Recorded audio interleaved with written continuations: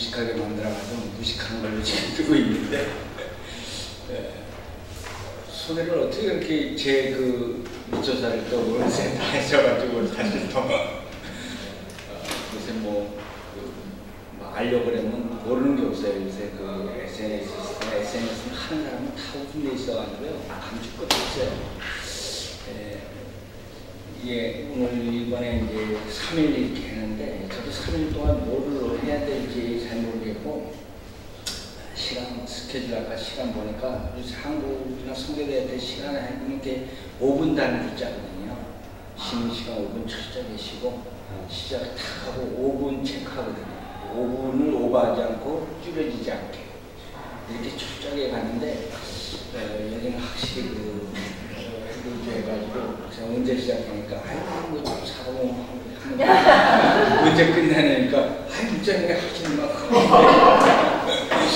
그래서 여러 가지로 그 5분 단위로 이렇게 쪼개서 살던 분위기에서 갑자기 그냥 늘어지는 분위기로 오니까 감사합니다. 네. 어쨌든 한번 시작을 해보면서 같이 은혜를 좀 나누고 합니다. 기도하고 제가 또 시작하겠습니다. 하나님 감사합니다. 저희들에게 이런 기회를 주시고 시간을 주셔서 하나님 부족하나마 저희들이 주의 일꾼 되길 원합니다. 하나님 함께 하시고 은혜 주시옵소서. 이 3일 동안의 기간 동안 하나님 몰랐던 것을 깨닫는 것뿐만 아니라 우리의 자아의 성찰을 비롯해서 또 우리의 다짐과 확신과 은혜를 허락하여 주시옵소서. 부족한 종의 입술도 주장하시고 우리들의 마음도 주장하여 주셔서 주께서 성령께서 주시는 은혜의 말씀을 깨닫게 하시고 배우게 하시고 가슴에 담게 하여 주셔서 우리가 사역할 때 큰 은혜와 힘이 되게 하여 주시옵소서. 예수님의 이름으로 기도드리옵나이다. 이게 목사가 하게 되다 보면 이제 세미나도 아니고 분회도 아니고 나중에 그렇게 되거든요. 또 목사는 또 설교하고 싶은 생각이 들어요. 왜냐하면 이게 이제 녹음 같은 걸 하면 설교를 해야 힘이 그냥 막 부르고 팍팍 가는데 이제 이게 세미나 시간이니까 여러분 충분히 이해를 해주시고 그렇게 못해서 못하는 게 아니라 내가 세미나를 한다 이렇게 생각하세요. 분회를 하려면 제가 분회를 하는데 지금 세미나 시간이니까 철저하게 우리가 이성적으로 깨달으려는 노력도 시도도 굉장히 필요합니다. 그래서 지금 영성운동할 때는 조용하게 영성운동만 하지만 지금은 세미나 시기 때문에 지금은 머리를 온통 우리가 알고자 하는데 집중을 해야 돼요. 은혜 받고 이렇게 뭐 사람들 머리 맹하게 만들어 놓은 상태에서 그냥 푸고 이렇게 감성적으로 촉구하려는 게 아니라 지금은 오히려 감성을 좀 배제하고 영성적인 부분도 좀 배제한다는 것보다 또 거리를 두고 지금은 철저하게 이성적으로 우리가 한번 녹아내는 그 시간으로 돌입하는 거니까 그렇게 이해를 하셔야지. 또 어떤 분은 이런 목사는 영성도 없다.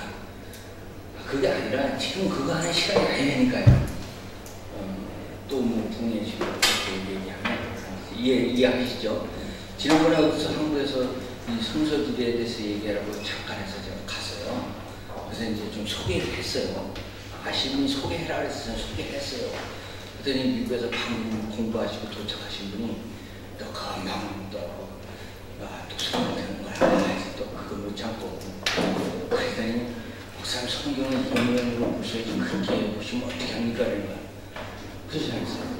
저도 그렇게 본다고 그렇게 이해한다고. 근데 나를 여기에 부르신 목적은 이 면을 좀 부각하고 이쪽으로 얘기를 해달라 해서 내가 그 얘기를 하는 거지 내가 그쪽을 부정하거나 얘기하기 싫어서 안 하는 게 아니라고. 이해하시죠? 근데 내가 이렇게 다르면 저 사람은 우리 아주 머리가 단색이고 왜 그런지 모르겠어. 근데 우리가 지금까지 성경 공부를 이렇게도 해보고 저렇게도 해보고 여러 가지도 해봤거든요. 집에 가서 여태까지 해본 게 그거야. 그 집에 가서 또 하면 돼요. 하지 말라는 게 나쁘다는 게 아니다. 근데 지금은 한 번쯤은 또 이런 각도에서 한 번쯤 시도해보고 이렇게도 한번 봐볼 필요가 있지 않겠냐라는 생각에서 제가 또 이걸 말씀드리게 되는 거예요. 그렇게 이해를 해줘야지 또 저 이 목사가 또 성경을 저렇게만 풀고 또 저렇게만 이해하고 이렇게 되면 또 헷갈리기 시작하는 겁니다. 자, 그래서 일단은 3일 동안의 큰 시간 동안 우리가 이 첫 번째 시간은 좀 이 책에 대한 배경과 개론, 그다음 이걸 해야 될 왜 필요성에 대해서만 제가 좀 왜냐하면 이 내용을 다루기 시작하면 끝이 안 납니다. 어차피 끝이 안 나거든요. 끝이 안 나는 건 어쩔 수 없는데, 그래서 이 첫 시간은 이 책이 여기까지 진행된 상황과 이걸 어떤 목적으로 만들었는지를 여러분들이 이해하실 때 나중에 그런 의도로 저자의 의도가 담긴 채로 이 책을 좀 볼 수 있기 때문에 그렇게 소개를 할 거고요. 그 다음에 이제 오늘 남는 시간은 구약의 시작 부분으로 들어가려고 그렇게 하고요. 내일이 구약 중후반부를 마무리해야 될 것 같고요. 세 번째 날 신약을 다루도록 그렇게 하겠습니다. 여기 시간표가 없기 때문에 제가 지금 정해놓은 거예요. 그렇게 하고, 일단은 제가 이 책을 만든 배경은 그렇습니다. 제가 이제 21세기라는 표현은 좀 어색할지 모르겠죠. 어떻게 미래 신학이라 할까, 미래 사회학이라 할까, 또 컴퓨터를 하다 보니까 늘 제가 그런 쪽에 관심을 많이 갖고 있었어요. 그래서 제 책을 보면 미래의 예측, 엘빈 투플러가 쓴 책은 다 있고요. 자기가 미래에 관한 모든 기술적인 문제, 인간 사회 관계 문제, 왜냐면 앞으로 미래를 어차피 정적으로 가야 되니까, 우리가 대비를 해야 되니까. 그래서 제가 미래에 관해서 굉장히 관심이 많아요. 그 이유 중에 하나는 뭐냐면, 미래를 정확히 할 수는 없지만 어느 정도 예측할 수 있다면, 근데 두 가지입니다. 미래를 아는 방법이 하나는 예언과 예측인데, 예언은 저는 성종시대에 끝났다고 보는 사람입니다. 저 개인적으로. 그리고 뭐 직통계신이 저는 그분은 믿으지만 저는 안 믿습니다. 지난번에도 어디 왔다 갔더니 직통계시를 봤는데 남북 뭐 통일 문제도 모르는 게 없어. 다 해결수 하나님이. 그래서 그럼 국회로 가시든지 중대로 가셔야 되는데 여기 선교사님으로 나오셨으니 우리를 어쩌나. 선교사님 나오신 분에게 해필이면 왜 하나님이 그 계시를 주시는지 하나님도 이상하신 것 같고 더 어려우신 거 아닌가 싶기도 하고 좀 제가 헷갈려요. 저 개인적으로는 성경에 예언된 부분은 요한계시록까지 예언의 말씀을 어쨌든 저는 마감을 하려고 합니다. 그러나 그때 주시는 은혜는 있습니다. 그거하고 그 개념은 좀 차별을 둬야 된다 그런 생각을 일단 제 개인적으로 하고 있고요. 그러나 우리가 그 다음에 할 수 있는 건 뭐냐면 예측은 할 수 있는, 예측은 예언과 달라요. 예측은 사회의 모든 동향을 데이터를 분석해갖고 앞으로 우리 사회가 어떻게 가겠다는 것을 예견하는 거예요. 예언하고 다르죠. 그러니까 예측은 우리가 할 수 있는 거예요. 근데 구소련이 미국의 정보기관 민간단체에 포함해서 한 3,000개 됐었어요. 구소련을 연구하던 단체가 옛날에 구소련이 붕괴되기 이전에. 그런데 아무도 구소련이 저렇게 붕괴될 것을 예측한 단체가 없다는 거야. 3,000개 중에 민간 정부 다 합해서 3,000개 정도 되는 3,000개 기관이 하나도 소련이 저렇게 붕괴될 것을 예견하거나 예측한 단체가 없다는 것은 그런 3,000개가 다 뭐였냐. 참, 그러니까 이거는 아무리 연구를 해도 또 어떤 미래에 도래할 일에 대해서 진짜 모른다는 얘기를 할 수가 없는 그런 상태인데, 그래도 그 중에 딱 한 사람이 부각된 사람이 엘빈 투플러입니다. 고르바초프가 그 미래의 엘빈 투플러에 대한 이야기를 한번 다룬 적이 있어요. 이야기했어요. 그래서 공개적으로. 그런데 그 엘빈 투플러의 책에 미래 예측 제3의 물결 그래가지고 이제 한 서너 권 쓴 책이 있는데, 그거에 뒤에 보시면 참고한 서적이 어마어마합니다.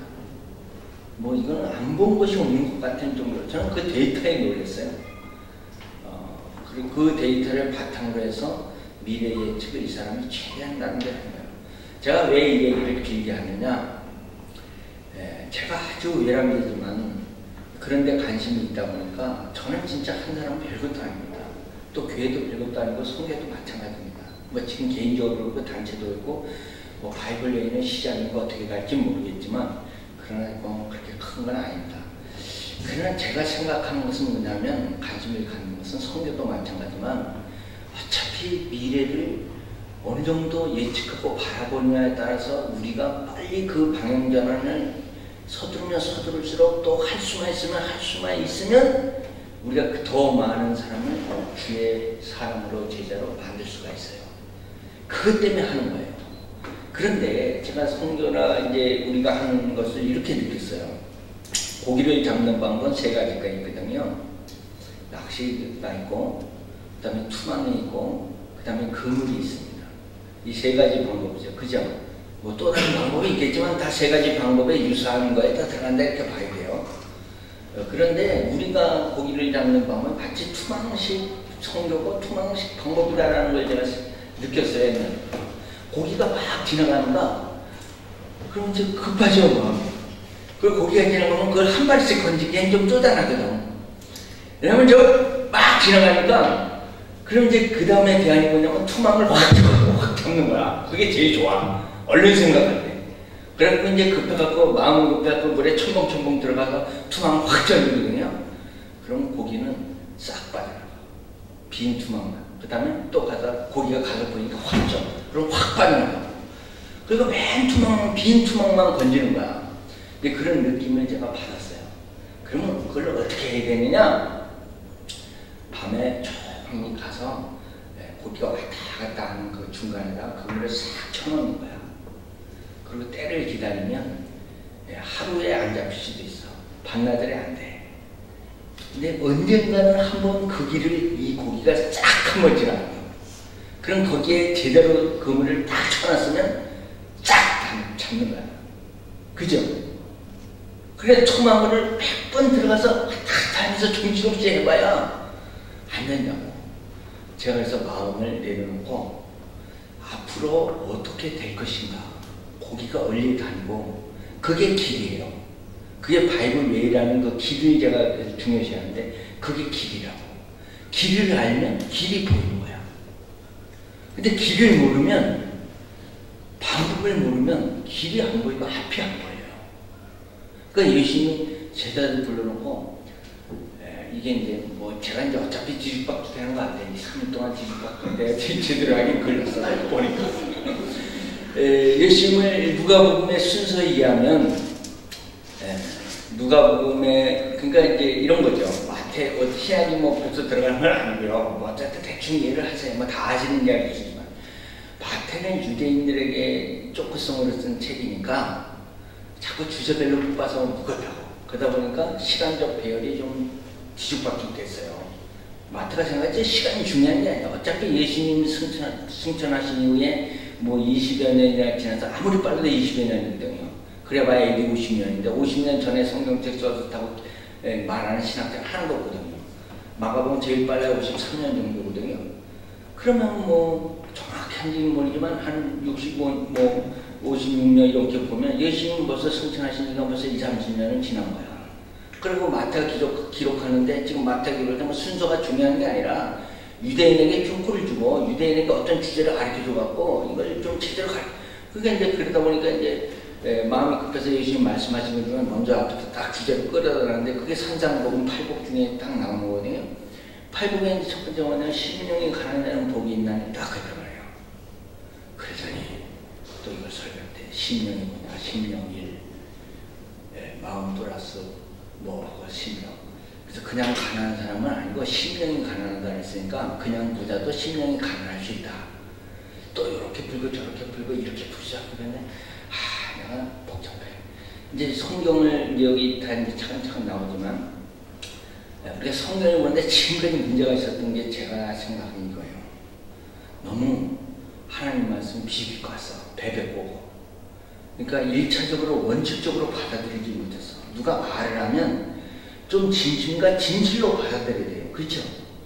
좀 부인이 말하고 남편이 말하면 좀 그 말을 사실대로 일단 믿고 사실대로 받아들이는 태도가 중요하다고.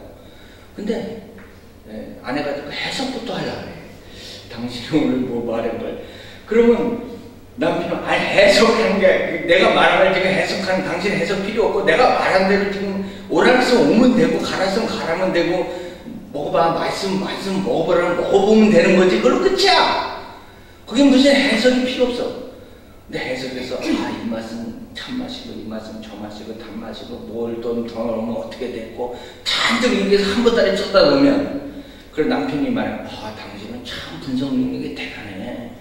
아, 나는 와서 이거 먹으라고만 하는데 당신은 아주 논문을 써갖고 왔고요. 어떻게 이렇게 해석을 잘해? 그러면서 칭찬을 대박으로 할 것 같아? 그럼 하나님 우리에게 그런 거 써다 논문 갖다 바치면 하나님 우리한테 야, 너는 진짜 머리가 명석하다. 내가 한마디 했는데 로마서 16장 밖에 바울이 기록 안 하는데 5,000페이지짜리를 써갖고 이만한 걸 갖다 주면 바울은 반나절 썼는데 바울이 봐도 기절을 해. 야, 어떻게 이렇게 분석을 잘하냐? 내 마음을 네가 어떻게 그렇게 잘하냐? 이렇게 갖고 우리는 너무 뚫려놨어. 그 다음에 본질에서 너무 멀리 갔다 가요. 이걸 누가 보면 가만히 보니까 제가 가만히 보니까 누가는 연대기적으로 쓰려고 굉장히 미루어 살핀 사람이거든요. 노력을 엄청 한 사람이에요. 근데 누가가 딱 보니까 제자를 딱 불러놓고 제자한테 예수님이 제자를 바라보시면서 그랬다 했어요. 제자의 눈을 예수님이 뚫어지게 바라보시고 그 전에 제자 선택을 마쳤어. 누가복음에 의하면. 그 다음에 제자를 바라보시면서 하신 말씀이 뭐냐면 내가 가난한 자는 복이 있다. 이렇게 예수님이 딱 얘기하고 끝이야. 그럼 이 말뜻은 뭐 나도 또 해석하면 안 되는데 자꾸 해석을 하니까 이 말뜻은 뭐냐면 나를 위해서 너 마태 세간에 계속 앉아있어 돈 벌 수 있어. 베드로 고기 잡을 수 있어. 근데 나 때문에 나를 위해서 따라왔기 때문에 지금 가난해졌다는 거야. 그리고 앞으로 우리는 가난하게 된다는 거야. 부자로 살 거 아니라는 거야. 그걸 위해서 부름을 받은 거 아니라는 거야. 근데 나 때문에 나로 인해서 가난하게 된 너희는 복이 있다는 거예요. 그걸 얘기한 거예요. 신령 그래도 신령 1, 아유 복잡하다니까 그렇게 얘기하지 말라니까요. 근데 마태가 왜 신령이라고 갖다 단어를 갖다 붙여놨는지 나도 잘 모르겠어요. 그건 마태에게 물어보세요. 저한테는 따르지만. 근데 누가 얘기하면 단순한 거야. 제자들이 한 얘기라고. 예수님 따라다니다가 가난하게 된 사람이 복이 있지. 이렇게 하면 또 비용해되는데 자꾸. 잠언서의 구약을 보면 가난하게 되는 게 여러 가지잖아요. 지가 빚고 좀 잘못해서 가난하게 되고 게을러서 가난하게 되고. 근데 그렇게 그냥 가난한 복이 있다고? 물론 성경이 부자보다는 가난한 편이고, 응? 저쪽 대접받기 좋아하는 사람보다는 나자로의 편이에요. 그렇긴 하지만 성경이 없는 사람과 이렇게 굳이 나누자면 약한 사람의 편은 언제든지 하나님이 그들을 도우시고 그들의 편인 건 분명한 사실입니다. 부정하지 못해요. 그러나 그냥 가난하다고 다 부자가 다 그러니까 예수님이 이렇게 얘기해요. 근데 항상 예수님 말씀은 이겁니다. 저는 구약과 신약이 하는 말을 다른 표현으로 좀 불렀으면 하는 그 생각이 있어요. 좀 길어질지 모르겠지만 그걸 이렇게 얘기하고 싶어요. 굳이 구약이다 그렇게 하지 그렇게 보니까 그냥 하나님의 약속이다. 단순히 옛날 약속 이렇게 말하기보다는 하나님의 약속, 하나님이 약속하셨던 말씀들이 구약이라면 신약은 예수님이 오셔서 다시 약속하신 말씀 아니에요. 그러면 하나님이 약속하신 말씀, 예수님이 약속하신 말씀 이렇게 보는 게 더 좋지 않을까. 그래서 언약 신약이라는 것도 있죠. 그런데 예수님 말씀은 그럼 뭐냐면 예수님 말씀마다 나오는데 꼭 약속을 주세요. 꼭 기다려서. 그럼 가난한 사람은 지금은 가난하지만 반드시 나중은 너희가 더 복이 있다는 거예요. 나중은 아니라는 거야. 지금은 가난하지만 나중은 아니라는 거야. 예수님 말씀. 그거 말씀 딱 하시고요. 근데 우리가 예수님 제자 중에 이거 신약을 먼저 하는 게 되어버렸지만 저는 이 책을 만들면서 제일 중앙에 이거 맨 뒤에 보세요. 예수님 이 표가 이게 이제 이 표를 미국 사람이 이거보다 굉장히 한 절반도 안 되게 만들어 놓은 게 있어요. 이건 제가 확장해가지고 더 제가 이제 여기 나오는 모든 도표와 지도가 뭐 없는 걸 맨날 그리고 그렇게 창작한 그런 것도 덜어 있긴 하지만 다루 주사해갖고 예를 들어 어떤 도표 같은 거는 한 30개 이상의 종류가 있잖아요. 다 치려고 해서 국내 거 미국 거 다 치려고 해서 다 펴놓고 기도를 하는 거야. 이 30개 중에 4개 이게 되게 해달라고. 이게 아니면 나는 안 그리겠다고. 하루 종일 기도하고 그 다음에 그걸 읽어요. 그래갖고 이거는 아닐지 모르지만 적어도 두세 번째는 여기 있는 편을 다 잡는 거예요. 그러니까 모든 표 중에 한 3, 40개, 50개, 100개 뽑는다. 그럼 여기에 기록된 그 한 장의 편은 모든 분야에 다 적어도 이거 손가락 안에 들 수 있는 질이 좋은 거라는 거야. 그러니까 이걸 보는 사람들이 거기서 입을 벌리면 먼지가 들어가는 데서 담을지 몰라. 그리고 아프리카 선교사님 한 번은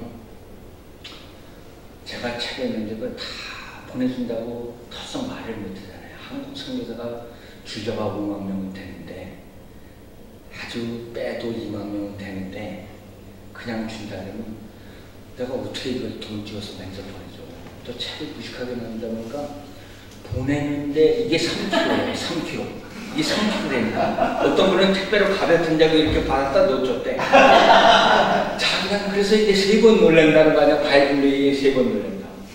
크기에 놀라고 무게에 놀라고 내용에 놀라고. 그래서 이제 이런 이제 말이 생겨서 그리고 목사님 소재에 바이블 하나 놓아드릴까요? 이런 거에서 내가 안 맞는데 사람들이 많아요.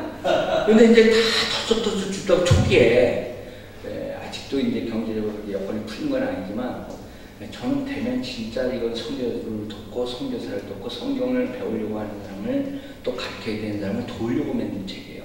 근데 초기에 그냥 막 준다고 말은 보낸다고. 그러니까 아프리카 보내면요 보내는데 10만 원 보내는데 제 3기억이 EMS 택배로 여기 태국 오는데 한 권 보내면 EMS 한 권 보내면 여기 6만 여기가 이제 1접인데 태국은 그래도 이게 4만 원 5만 원이에요. 미국이 6만 원 7만 원 이 한 권이. 그러면 책값을 떠나서 내가 우편료를 부담해서 보여주는데 가만히 이렇게 살피고 있어요. 되게 갖고 싶은데 말은 못하고. 그런 사람 한 달에 한 개 골라가지고 그냥 보내는 거야. 근데 혹시 여러분도 그럴 줄 알고 기다리고 거기서 계속 이렇게 있다가 못 빠지다가 여러분들도 하나님 나라 같은 그 책임 못 지는 거예요. 근데 이제 아프리카에서 그런 분이 있는데 턱석석 묵으니까 자기가 급하니까 목사님 돈이 오면 또 보내주세요. 그래서 자꾸 그래서 좀 찜찜하긴 한데 그래도 통장번호 알게 드렸죠. 그때는 돈을 다 보내주셔서 택배비도 다 보내. 그렇게까지 하니까 내가 안 보내드릴 수가 없잖아요. 그래서 이제 받으셨는데 받고 나서 자기가 눈물을 흘렸대요. 책값이 하나도 안 걷고 배송료가 하나도 안 아깝고 자기가 이 책을 열어보는 순간에 눈물을 흘렸는데 한국인 선교사라는 것을 자기가 자부심을 느끼고 감사하고 한국에서 이런 책이 나왔다는 것을 자기가 감사하고 그리고 이제 창피하지 한국 선교사라는 게 이제 미국 선교사에서 창피하지 않다고 이 책 한 권을 보고 자기가 자부심을 느낀다. 근데 그분이 느낀 감정이니까 제가 그냥 감사할 뿐이죠. 그럼 어쨌거나 우리가 이제 이 책을 이렇게 하면서 제가 이제 예수님 얘기하다 말았는데 얘기하는 건 끝내야지 어떤 주제를 끝내야 되는데 예수님 그렇게 이제 딱 하시고 나서 첫 번째로 제자를 뽑고 완성하고 한 얘기가 가난한 자 복이 있다. 그런데 우리가 그 놓치는 게 있어요. 놓치는 게 하나 뭐냐면 예수님 제자 중에 베드로 얘기만 잔뜩 하는데 천국 가서 베드로 피해서 다니고 싶은 생각이 있으시면 그렇게 하세요. 근데 베드로 사도님 만나면 큰일 납니다. 나중에 베드로는 큰 문제 없어요. 큰 문제 없다 별거. 근데 제일 문제가 되는 게 마태가 조금 이제 문제가 되기 시작했죠. 근데 마태까지는 다 얘기해요. 근데 보통 사람은 다 놓치는 게 하나 있어요. 시몬이라는 사람이 예수님 제자에 두 명 나오는데 베드로가 시몬이니까 그 셀로 시몬인데 그 젤롯이에요. 젤롯 시몬인데 젤롯 시몬은 누구냐면 예수님 제자 순서로 언급할 때 뒤에서 세 번째 나오거든요. 누가 보면 젤롯 시몬이. 근데 젤롯은 젤롯 당이에요. 이거는 열심당원보다 더 진보당. 우리 한국으로 말하면 그 이상한 당 있잖아요. 근데 그런 당에 있는 사람은 예수님 제자로 뽑은 거예요. 젤롯 당 시몬을 제자로 뽑은 거예요.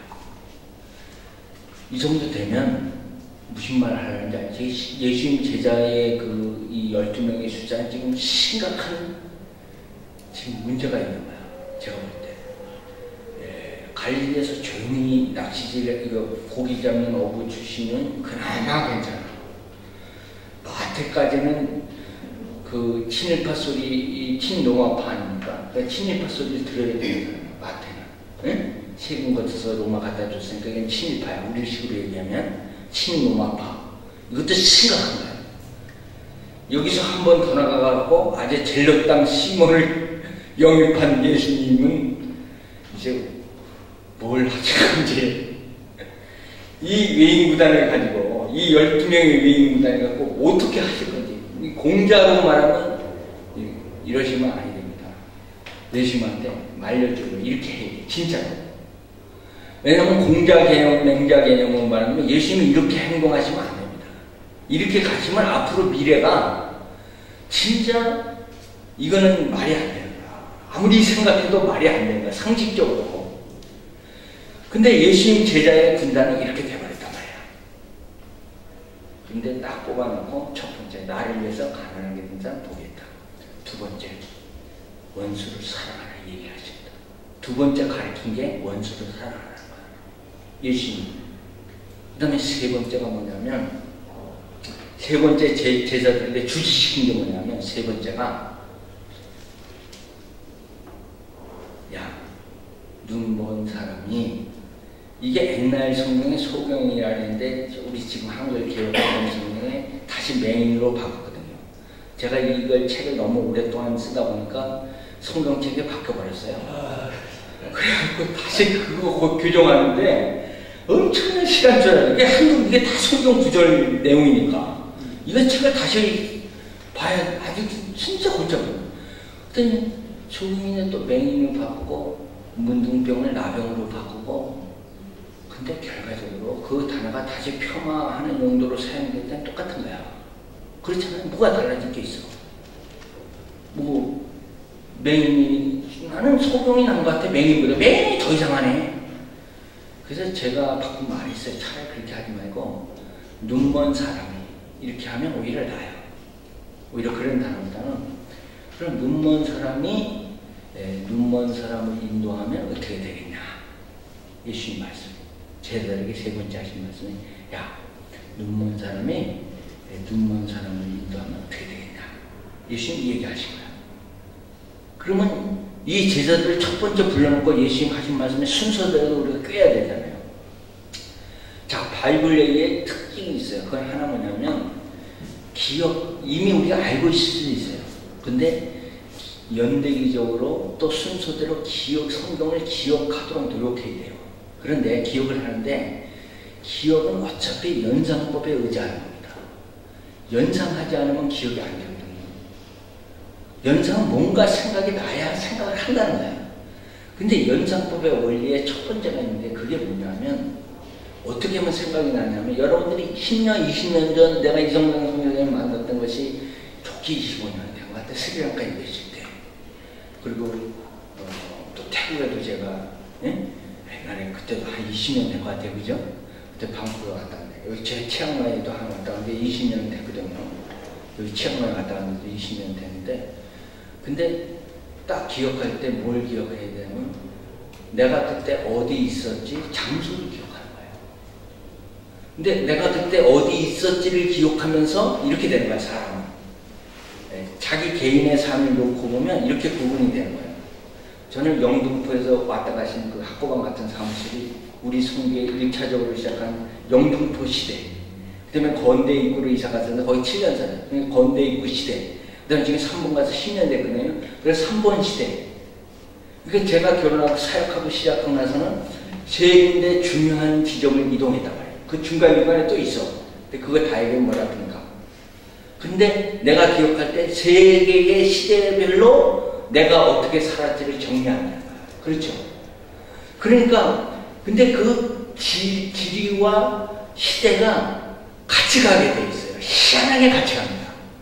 여러분도 생각을 해보세요. 이동을 할 때는 사람이 이동을 해서 어디를 가고 그러니까 아브라함 시대 그러면 아브라함은 하란에 있었을 때 시대 어렸을 때 성장기 우르의 아버지하고 있었을 때 그 다음에 하란에 가서 좀 잠시 머물러 있었을 때 그 다음에 다시 진행해서 베델이나 이쪽에서 재단을 하고 하나님 이름 불렀을 때, 그 다음에 다시 돌아와가지고 정착했을 때, 뭐 이렇게 이제 아브라함 시대가 이렇게 구분되는데, 그런데 대충 이렇게 저렇게 얘기해도 다 뭘로 구분이 되냐면 지리적 배경하고 구분이 됩니다. 반드시 그래요. 그렇잖아요. 어디 있었냐의 개념으로 그 사람의 생각과 철학과 그 사람의 활동 자체가 완전히 달라지는 거예요. 그러면 기억하기 제일 좋은 건 뭐냐? 지리적 관점이 있다는 거예요. 그래서 제가 이제 지도의 신경을 쓰기를 시작한 거예요. 제가 이제 건대에 있고 있는 대로 이사를 처음 갔는데, 어디 이제 갔다 강의 갔다 저녁 때 집에 찾아가는데, 이사 간 지 3일도 안 돼. 이삿짐 부려놓고 강의 나가서 딴 데 갔다가 저녁 때 돌아오는데, 내가 그 동네 살아보진 않았거든요. 이사는 갔는데. 지리를 전혀 몰라. 그때는 내비게이션도 없고. 근데 찾아가는데 우리 집을 못 찾겠는 거야. 그래갖고 이제 뒤에 차는 서울시내 알잖아요.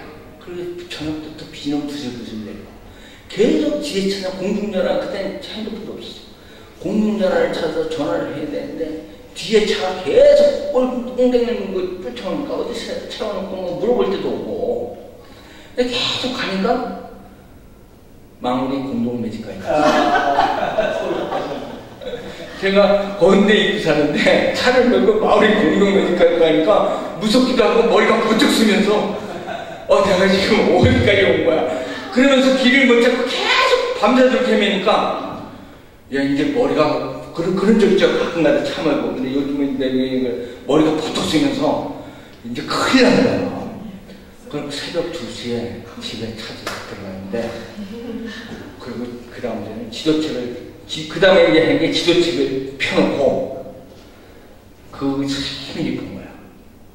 그랬더니, 우리 집을 찾아가는 방법이 제일 좋은 게 하나가 있는데, 제3한강교가 옛날에, 제3한강교를 타면, 제3한강교가 좋은 게, 이쪽 강변대로, 올림픽대로 양쪽에다 사방에 그 다리를 건너갈 수 있는 특징이 있어. 이 제3한강교의 특징이. 근데 그 다리만 타면 우리 집에 가는 길을 딱 알아놓은 거야. 그렇게 하고 서울시인데 모르면 어디로 가냐? 무조건 한강으로 간다. 아무 데서나 다 모르면 무조건 한강으로 가면 올림픽대로가 나오던 강릉도가 나올 거 아니야. 이쪽 방향이라고 저쪽 방향. 그럼 무조건 한강으로만 가면 이쪽 저쪽으로 타든지 타고선 가면은 이제 양화대교에서 이제 사방향으로 다 가는 방향이 있으니까 이제 그때부터 우리 길을 찾아가는 거야. 처음에 길을 찾을 때는 큰 길을 압니다. 사람이 이 뇌세포가 큰 게 콱 막히면 이제 치매가 심하게 오는 거거든요. 근데 실선이 막힌 건 괜찮은데 큰 선이 막히면, 큰 선이 막히고 한 달 정도 되면 그게 풀리기 시작해요. 근데 빨리 풀려야 되는데 빨리 풀리는 사람이 한 60%, 70% 회복이 됩니다. 그 나머지 20% 정도는 장애로 남아있어요. 대부분. 근데 이걸 또 무당들이 이용을 해갖고 자기가 해서 실력, 그냥 사람이 일단 당하면 그 병원 가도 별로 취할 게 없어요. 할 것이 없어. 그냥 혈액순환 잘 되는 약이나 주고 심리적 안정제나 주고, 그래서 저절로 이것이 혈관이 뚫릴 것을 기대하면서 사람이 그냥 도와주는 거예요. 그리고 이제 너무 충격을 받았으니까 그런 거 정신치료하면서 이렇게 이제 도와주는 것밖에 없지, 직접적으로 도와줄 수 있는 건 아무것도 없어요. 근데 집에 있어도 가만히 누워 있어도 어차피 돌아와야 조금씩 회복이 돼요. 한 달 정도에서 빨리 돌아올 수 있는 80%까지도 돌아올 수가 있어요. 근데 그런 걸 이용해갖고 어딜 데리고 가면 무당은 자기가 걱정되는 또 이상한데. 근데 그렇게 하는 거예요, 사실 병원도. 근데 이제 처음에 사고가 나지만 점점 되면서 하나님에 의해서 이것이 육신이 이제 저절로 돕거든요. 자기가 우회할 수 있는 경로를 찾아요. 우리 뇌가 하나님이 잘 만들으셨기 때문에 뭐가 큰 길이 딱 막히잖아요. 거기 이제 막힌 거는 여러 가지죠. 뭐 이제 신경성에서 이제 피가 확 해서 확 그냥 덩어리 같은 거 확 맥힐 수도 있고, 여러 가지 경우로 혈관이 맥히면 이제 장애가 오는 거거든요. 그런데 이제 큰 선이 딱 막히면 그 피들이 알아서 우회를 해요. 막 우회하려고 열심히 찾아가요. 근데 가는 선이 이제 우회로 하나가 뚫리면 이게 점차적으로 점점 커지게, 이제 정신이 계속 왔다 갔다 하면서 점점 이제 뚫어지는 거예요. 커지게 되는 거예요. 그러면서 이제 회복이 되는 거거든요. 그런데 길을 아는 첫 번째 원리가 있습니다. 길을 아는 첫 번째 원리가, 여러분 생각할 때 길을 찾을 때 첫 번째 원리가 뭐라고 생각하세요? 길을 찾는데 원리가 있다니까요. 우리가 성경에도 길을 찾아야 될 거 아니에요. 내 인생 길도 찾아야 돼요. 그러니까 앞을 못 보면 다 소경을 인도하면 그냥 구렁텅이 빠지고 끝난다는 거예요. 그러니까 우리가 길을 모르면 어디로 안내해야 되는지 몰라요. 우리가 여기로 오면 여기서 센터에서 한다 그러면 여기 길을 알기 때문에 이리로 온 거 아니에요. 그러니까 인생도 우리가 영적인 개념에서 어떤 철학적인 개념에서 또 신앙적인에서 누구를 인생의 그 길을 인도할 때 내가 길을 먼저 확실히 알아야 인도를 할 거 아니냐 이거죠. 내가 확신과 내가 분명히 알아야 인도를 하는데 이게 내가 먼저 자신이 없는 거야. 아유 그냥 이 길이 가긴 가는데 이게 총옥길인지 어디로 가는 건지 나도 잘 모르고 헷갈리죠. 특히 이제 성경을 가르치는데 오리무중이고 뭘 먼저 가르쳐야 되는지 뭘 나중에 가르쳐야 되는지 중요한 게 뭔지. 근데 이게 이제 아까는 그런 거예요. 근데 제가 딱 느낀 게 첫 번째 길을 찾는 원리는 자기의 위치를 아는 겁니다. 내비게이션 보세요. 자기의 위치를 모르면 소용없어요. 길이 있는 것이 소용없다니까요. 내가 현재 어디에 있는지를 아는 것이 길을 찾는 원리다. 제 내비게이션 허건날 고장나갖고 그냥 길 가다가 차 모양이 고속도로 중간에 턱 서 있어요. 그러면 이 문건은 지가 지 위치를 못 찾으니까 그냥 안내는 이렇게 했다 저렇게 했다. 그냥 믿을 수가 전혀 없는 거야. 그건 뭐냐면 현재 이게 자기 위치를 못 찾고 있다는 얘기예요. 그러니까 자기 위치를 못 찾으면 길은 있든지 없든지 상관없고 길을 못 찾습니다. 찾을 길이 없어요. 자기를 모르는데요. 자기 길을 알기는 못하니까 길을 못 찾는 겁니다. 어차피 뒤죽박죽 얘기된 거 이제 뭐 다 뒤죽박죽 이제 순서대로 해서 글러버린 것 같아. 이제 나도 마태가 점점 돼가고 있는 거야. 누가처럼 해야 되는데 순서대로 해야 되는데 이제 마태처럼 해버리는 건데, 왜냐하면 여러분들이 개념을 이해하셔야 되니까. 그래서 이제 다시 원래 처음으로 돌아가서 이 책이 왜 이제 어떤 철학을 가지고 만들어졌냐. 그래서 제가 금을 이야기했어요. 길을 알고, 그게 두 가지예요. 고기 때의 길을 알고 그물을 치면, 하나는 뭐냐면, 하나는 닿는 길을 알고 그물을 치는 건 내가 할 수 있느냐의 문제. 내가 그물을 치는 능력을 배운다는 거예요. 어부의 능력. 그 두 가지야, 사람은. 자기의 능력을 있어도 고기가 얼로 다니는 먼저 못 잡는 거고, 고기가 얼로 가는 걸 알고 있어도 자기가 능력이 없으면, 그물질 능력이 없으면 그래도 못 잡는 거고. 어차피 두 가지란 말이에요. 그럼 우리는 두 가지를 다 할 때 완성되는 거란 말이에요. 어디로 가는지 길을 알아야 되고, 그 다음에 그것을 할 수 있는 내 개인적 능력을 키워야 되는 거예요. 보기는 하지만 돈이 얼른 굴러다니는 짓이지만 내가 그걸 가질 수는 없단 말이에요. 그러나 돈이 얼른 굴러다니는 걸 모르면 돈을 벌지 못합니다. 돈을 버는 사람은요, 돈이 닿는 길을 알아요. 자, 이렇게 되면 이제 상당한 비밀을 여러분들이 이해하셔야 됩니다. 지금까지 사업을 못하면 왜 못하냐? 이게 멍청한 거예요, 진짜로. 왜? 돈을 버는 사람은 돈이 다니는 길을 알다니까요. 돈이 다니는 길을 알면 그 가운데서 내가 그 돈을 스톱시키면 되는 거예요. 이게 그렇더라고. 어차피 내 주머니에 1억 다 집어넣고 돈 넣고 다니는 거 아니야. 그냥 이런 거야. 어차피 지금 사이버머니겠냐? 현찰은 다 하고도 않아. 그냥 통장에서 숫자 녹음을 하고 있는 거야. 공인인증부터 들어왔다 나왔다. 근데 이게 1,000원 단위로 왔다 갔다 하는 사람이 있고, 10,000원 단위로 왔다 갔다 하는 사람이 있고, 100만원 단위, 1,000만원 단위, 억대 단위, 10억 단위, 예? 이렇게 단위가 달라. 사람마다 왔다 갔다 하는 통로가. 근데 내가 억대로 회전하고 돌릴 수 있는 사람은 그 돈줄의 억대 단위의 흐름을 아는, 그 길목에 그 사람이 있는 거야. 그럼 10,000원짜리 왔다 갔다 하는 사람은 10,000원 골목에 있는 거야. 자기가 그 돈을 스킵하고 붙잡고 지나가게 할 수 있는 길이 그렇게 있는 거야. 그러면 돈을 벌려면 내가 1억이 유통되는 그 통로에 내가 딱 가서 그 바늘에 딱 가서 있을 때 내가 1억 정도를 유통시킬 수 있는 딱 개념이 있단 말이에요. 10억 유통의 길이 따로 있다니까. 레벨이 달라니까요. 근데 그거를 알아야 알아야 됩니다. 우리는 돈 버는 사람은 아니지만은 길을 알아야 돼. 근데 그 길을 아는 순간에 그다음부터는 자기를 지킬 수 있는, 자기가 할 수 있는 능력을 알아야 되는데, 그게 감당 못하고 배워버리면 사람이 배워버리는 거죠. 돈은 있지만 이제 자기를 못 지키니까 그건 거꾸로 배우는 건데, 그러니까 적당한, 자기를 못 지킬 바에 적당한 물질이는 게 차라리 낫죠. 자, 제가 이제 처음에 원론적으로 얘기한 게 미래 사회나 미래에 대해서 상당히 그 예측에 관심 많다 이런 얘기 했습니다. 그 기조에서 제가 이 책 큰 그림을 그리면 이런 겁니다. 그러면 제가 왜냐면 한국 교회와 한국 선교와 우리 기독교의 미래, 전체적인 우리 기독교의 미래는 어떻게 할 것인가, 그 다음에 어떻게 해왔나 지금까지, 이것을 점검하고 앞으로 할 일을 우리가 계획해야 된다는 거죠. 자, 여기서 볼 때에 제가 이야기에는 다소 지금부터 제가 이야기하는 모든 문제를 이렇게 생각하세요. 처음에도 얘기 드렸다시피 이렇게 많은 분량을 다루다 보고 여러 가지 철학을 많이 이야기하다 보면요, 여러분들이 기존에 생각하고 있는 거하고 100% 일치할 수 없어요. 오히려 그것이 이상한 거예요. 일치하는 것이. 우리는 어차피 교단도 다르고 학교도 다르고 교회도 다른 데서 지역도 다르고 목사님도 다 만나면도 다른 데서 다른 이야기를 서로 듣다가 이렇게 온 것이 어느 정도 사실이잖아, 솔직히. 그런 사람들이 모였는데 어떻게 생각이 다 똑같겠어요.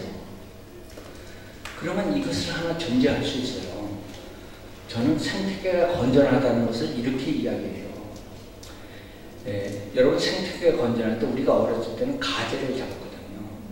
그 다음에 새우가 살면, 가재가 살면 1등급, 오염되지 않은 1등급이래요.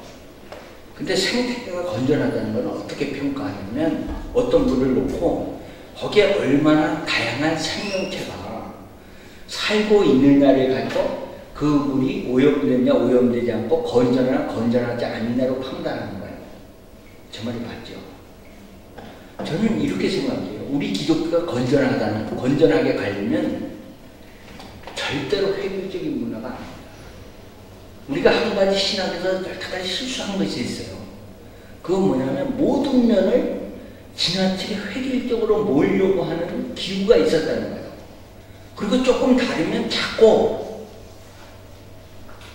태권도도 못하는데 나보고 2단이라고. 아니, 나 1단부터 하고 2단 될래. 1단도 못했는데 무슨 2단, 내가 1단도 아니라고 나는. 어? 그래갖고 자꾸 이렇게 뭐가 자꾸 다르다는 얘기를 하면서 구분을 하고 너하고 나하고 다르다는 거를 너무 강조를 하고 그 얘기를 너무 많이 하고 거리감을 만들라고 하지 못하고 하나 되지 못하고 자꾸 나눠지는 거예요. 그래서 그렇게 나누면 끝이 없습니다. 뭐가 달라도 다르니까. 근데 그렇게 할 것이 아니라 당신과 나는 참 이런 면이 참 다양하다고. 참 어떻게 머리가 휘는 게 똑같이 휘냐고. 당신하고 나하고 어떻게 그렇게 딱 적당한 때에 적당히 휘냐고. 그러면서 동질감이 생기잖아요. 당신이 어떻게 살았길래 머리가 지금쯤이고 나는 어떻게 살았길래 지금쯤 머리가 있냐고.